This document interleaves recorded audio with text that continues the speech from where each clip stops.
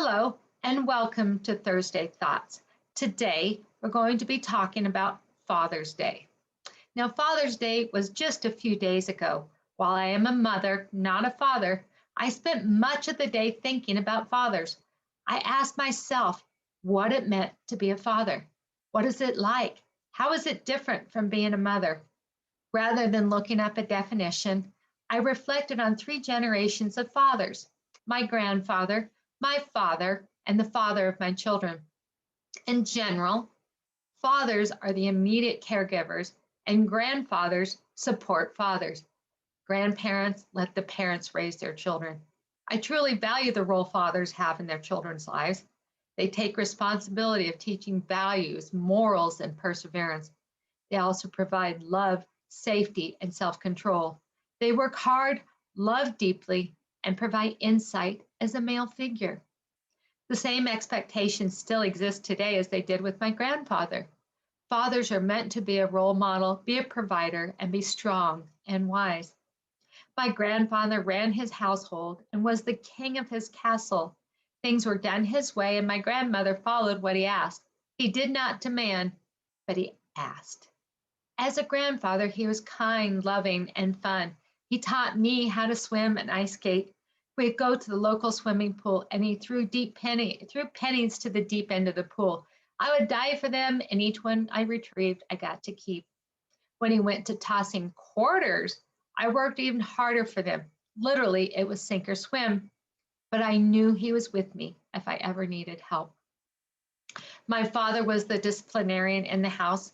If I screwed up really bad, Mom would make me wait until Dad got home to have him dole out my punishment.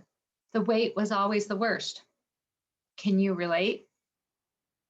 I knew I messed up and disappointed my dad. That hurt me because Dad believed in me. He encouraged me to do more and be better. To this day, the piece of advice that I remember the most is pegs. Well, Dad was one of the few that called me pegs. College is important. Remember that one half of your education is learning social skills. I so relate to it now and see how technology has taken away the opportunity for children to learn important social skills. My dad has been gone for over 20 years and I miss him deeply. He would be proud of my social skills now. After spending time thinking about my grandfather and father, my thoughts turned to the father of my children. My two girls spent time with their dad to celebrate Father's Day. However, I knew there was a piece missing from that celebration. It made me sad to think about their father, who he was missing. Courtney has been gone, and Connor has gone also. I imagined how their dad's heart was hurting. I took on his pain. I cried for him, his suffering, and his grief. To wish him happy Father's Day did not make sense to me. I questioned how could he be happy? I convinced myself that he would not want to receive such a message, so I did not send it. However, just a short month before, I received and eagerly accepted Happy Mother's Day greetings from him. I was judging how he would respond and thought it would upset him. That was not a fair assumption. I caught myself doing what I encourage others not to do, being in fear, being silent of saying the wrong thing. Some of it was my own grief and taking on his. I was sad. Moving forward, I will do better. We still have two living children to live for and can stay in the land of the living.